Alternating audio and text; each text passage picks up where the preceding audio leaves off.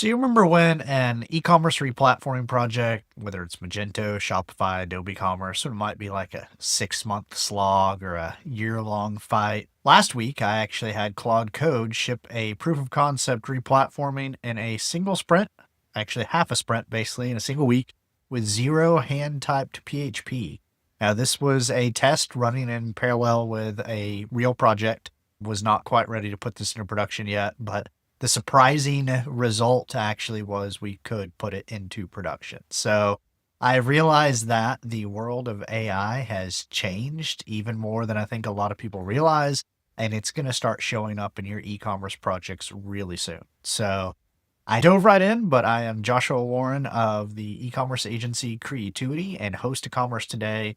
And today I want to look at really what's been a blur so far this summer. In the past, just really past handful of weeks, there's been some big developments in AI powered coding and these coding agents that the different AI companies have been releasing. Anthropic has released Claude Code, and most recently, some really amazing real-time MCP hooks. If you have no idea what that is, that's okay. I just learned it really in the past few weeks. It's basically a way that your coding agent can interact with just about anything. So there's one for GitHub, there's one for Jira, but there's even one for Figma for pulling mockups, a lot. OpenAI has rolled out Codex, which is their new coding agent, and it's built on their latest and greatest model, O3.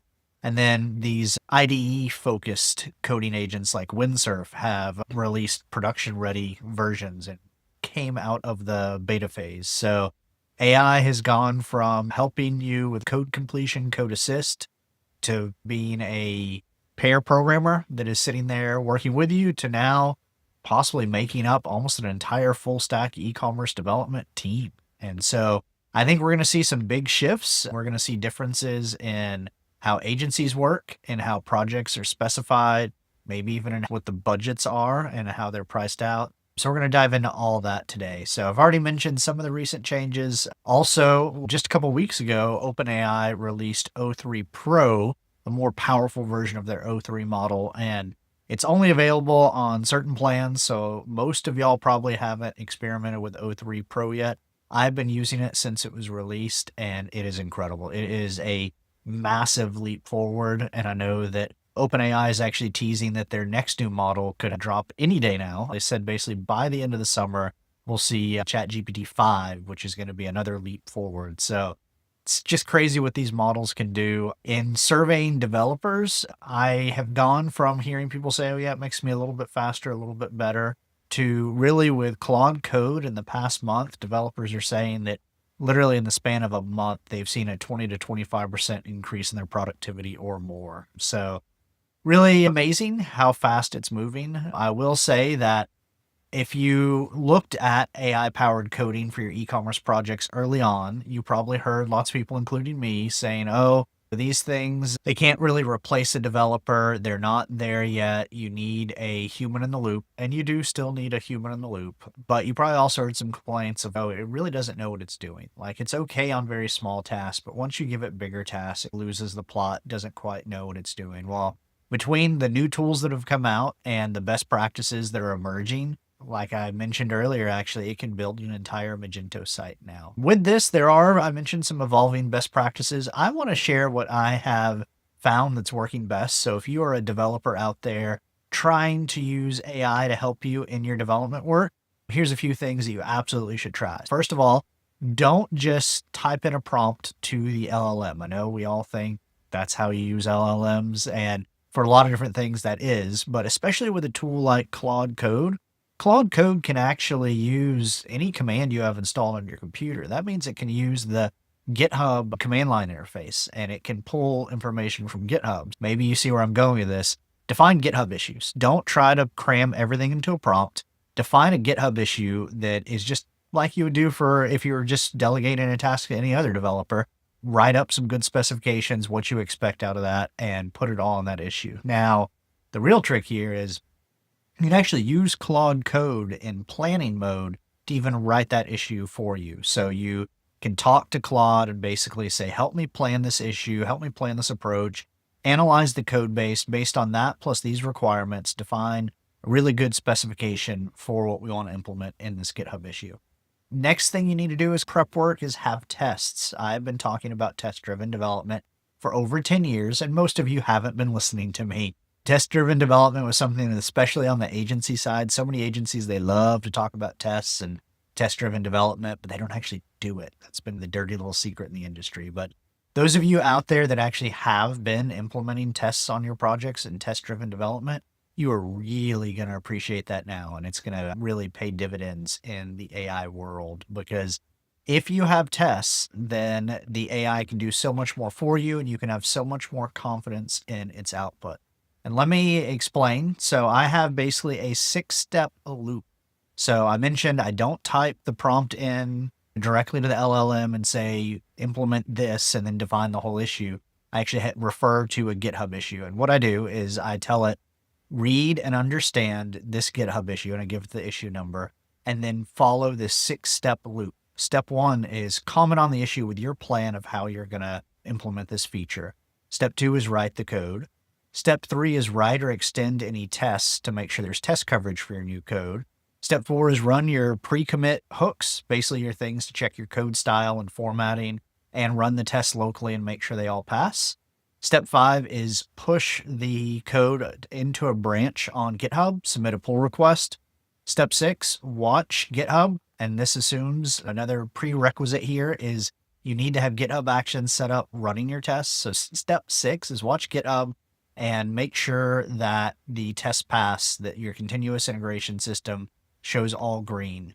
If it does, you're done. If it doesn't, go back to step 1, repeat in a loop until you're done. And I've actually done this with some pretty big features that Claude would work for 30 or 45 minutes, completely unaided, unassisted on its own, going through this loop of figuring out how it's going to solve it, writing the code, running the tests, seeing a test failed, fixing that, and just going again and again until finally it tells me, all right, the tests are all green, the pull request is ready to merge. One other thing that has really helped in implementing complex e-commerce projects with things like Claude Code is these tools can read, there's 2 different specifications. There's an agents.md file or a claude.md file that can have information about your project, information about your coding standards, your expectations. Write those, use those. There's a lot of examples online of some best practices, but I would also encourage you to experiment with this. Windsurf actually has a file called .windsurfrules, and they have a public repo that you can view that has some good examples as well that you can pull from. But basically, the most important things that I include in these files are things like testing, test coverage requirements, this pull request process. I also will ask Claude Code whenever it has a problem implementing something. I'll just say, what are the top 3 things that if you had done at the start of this task would have prevented these problems from occurring? I'll then actually read those, and if they make sense and look good, I will add those back into my agents file and my Claude file as new rules for the LLM to follow. So we're really, as the models are getting smarter, we're also getting smarter about how to use these models. And I think that's why we're seeing this exponential increase in developer productivity using AI tools. So I talked some about this Magento site that I built in a week.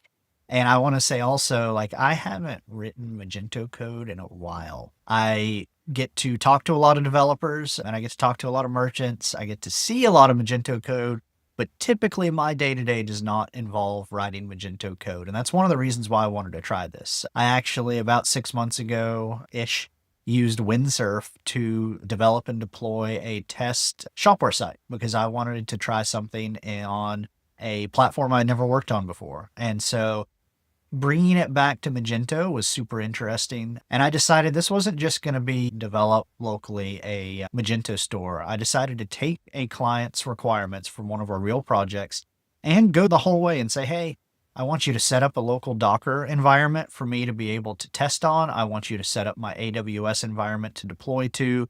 I want you to set up the whole infrastructure and manage it all. And so I tried Codex, and I like OpenAI's Codex, and I'm using it on some other projects, but Codex really struggled here. I tried Windsurf, and that was okay, and it was really Claude Code once I deployed this approach that I mentioned earlier, the 6 steps, that loop was starting with those GitHub issues.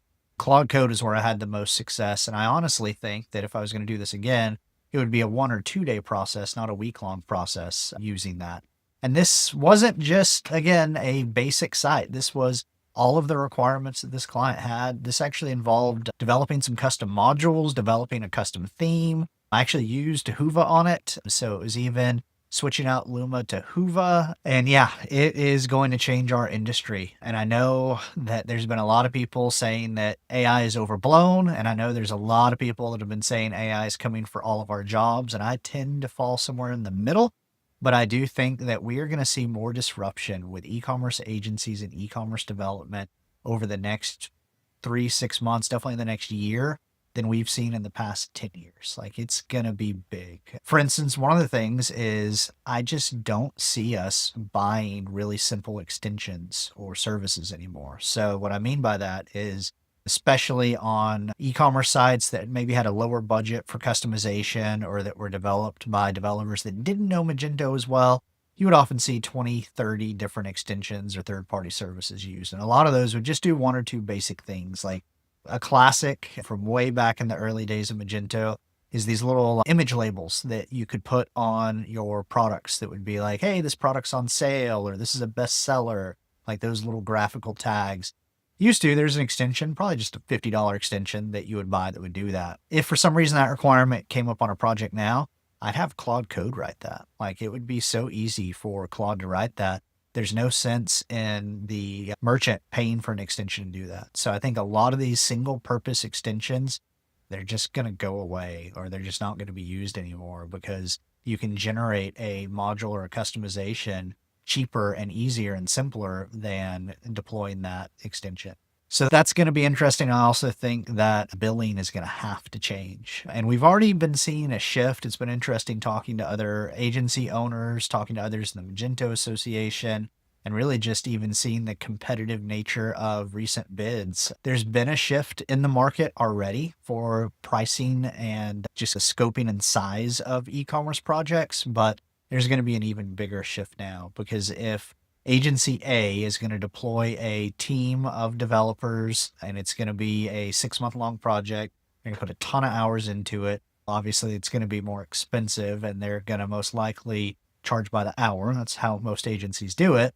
But let's say you have agency B and they have a couple of engineers that are augmented by things like Claude Code, these actual coding agents.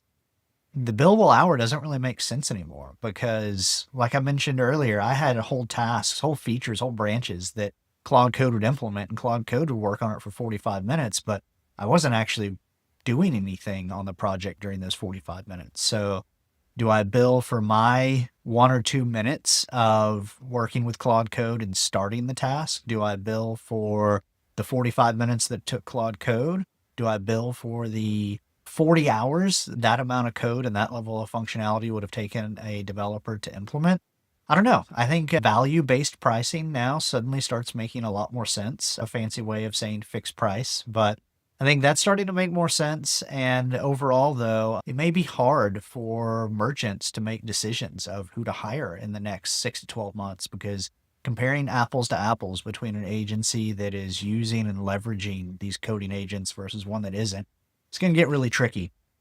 And then, of course, like anything else, there are different levels of competency with these tools. So you may have some agencies that have super low bids, but it's because they're not developing that 6-step loop that I outlined. They're not putting the time into getting the task defined really well up front.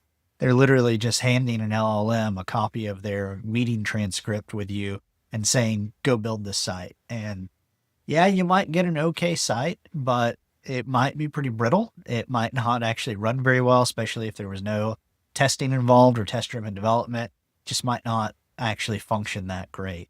Versus an agency that is using AI but has that testing scaffolding in place, has a little bit more overhead and a little bit more experience with AI.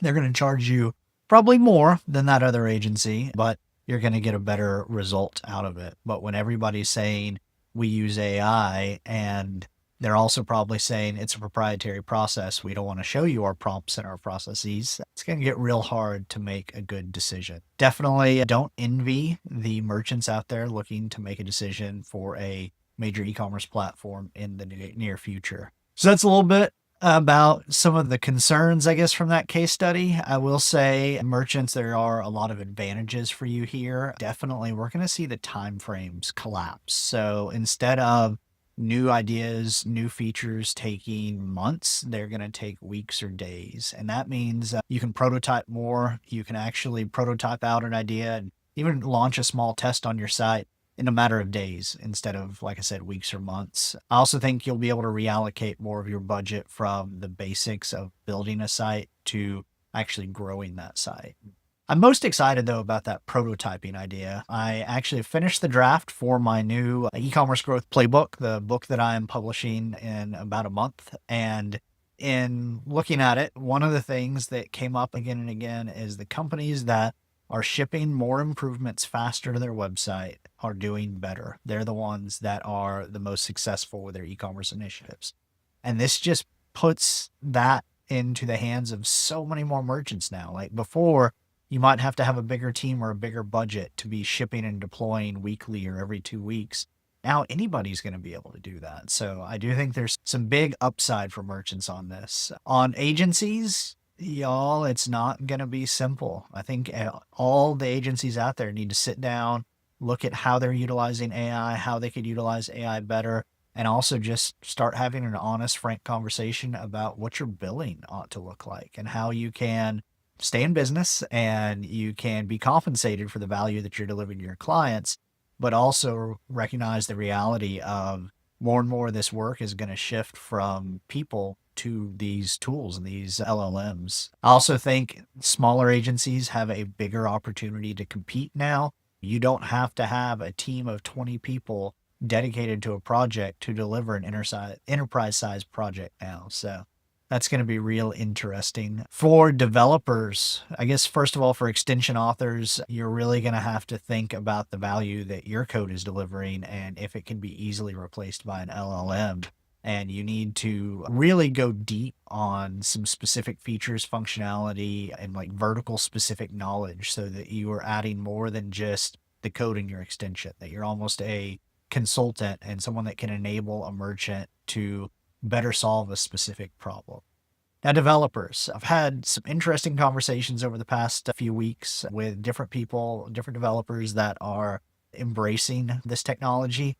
And I will say one surprisingly common thread is it's exhausting. We all are feeling a little burnt out by it. Like it's very exciting. You can do more, you can get more done, but we all kind of notice, hey, we're feeling tired, like more so than usual. And in digging into that, I think the issue is as a developer, you get into a flow state when you're coding. Like when you are in the middle of implementing a feature, things just flow. You know what you're doing. You can almost do it automatically. There's a joy to the process. With using something like Claude Code, suddenly all that flow state work, the AI gets to do it. And now you're having to just do the really hard work at the beginning and the end. So it changes up what the tasks look like, and it changes up really how your brain is interacting with your computer as you are developing new features. So I do think that it's going to be an adjustment. I think there's some people that aren't going to make that adjustment and are going to want to keep doing it the old way. And those are the people that I think are going to find the job market get especially challenging. Those that are willing to embrace becoming prompt engineers, becoming really solution architects, and understanding how to better define tasks for the LLM, they're going to be just fine. They're going to have plenty of job opportunities. And I think that if anything, there's a new type of developer emerging that is part e-commerce developer, part AI engineer. And that's going to be an interesting development. And I think even that's going to change pretty rapidly. I would not have trusted the LLMs out there a year ago to successfully define a task for another LLM or for a human developer to implement. The models that are out there right now, though, O3 Pro absolutely can write great specifications and user stories. So the models that are out a year from now, who knows what they'll be able to do. But I think the difference is the people that can adapt to that change and learn the new models the fastest are going to be the most productive and the most in demand. And so that's why I think all developers, e-commerce developers that want to be successful, you're going to have to also become an AI engineer. But yeah, that is the state of the art of where things are at with AI right now and e-commerce development. If a lot of this sounded crazy or far futuristic to you, I totally get it. I was reading a stat recently that I think it's 60% of people still aren't using AI, still aren't using tools like ChatGPT at work, or they're using them. I believe that stat included people that were using them but only using them like once a week. Only about 5% of people have ingrained AI into basically every task they're doing at work. And that's me. And those of us like me that are doing that, we're getting a glimpse of this future. And it is wildly different than where we have been in the past months with e-commerce development. So buckle up. And there's a lot of opportunity out there for people that are going to embrace these changes. There's going to be a lot of disruption, and it is going to be interesting to see how our industry adapts to all this. I would encourage you, if you are a developer and you haven't yet tried out Claude Code, go try it out. Really focus on that Claude.md file and on working with Claude in planning mode to write up a GitHub issue for a task before you actually implement it. Also, if you're a developer or even someone tech adjacent, developer adjacent, and you've always had this personal project either you're halfway finished with or that you've wanted to start, try that out in Claude Code. I've been reading so many stories of people that took their 5 or 6 personal projects that they've had up on GitHub for years and never really did anything with. And in the span of a weekend, they got all of them to a place where they are making a meaningful contribution to their life. So a lot of cool stuff you can do. Definitely check it out. For the non-developers out there, there is a lot that AI can do to help you in your work. I also think that helping developers better define tasks is going to be super important. And really thinking through what does billing, what does the commercial arrangement between agencies and merchants look like? How does that need to change? That's some big important work that needs to be figured out really sooner than I think a lot of us realized. So with that, I hope you enjoyed this episode of Commerce Today. If you have any questions or if you want to see like my agents.md file or anything like that, find me on LinkedIn. My name is Joshua Warren. I have a Creativity Gold background behind my headshot. Send me a DM there and I would love to help you out. And I will see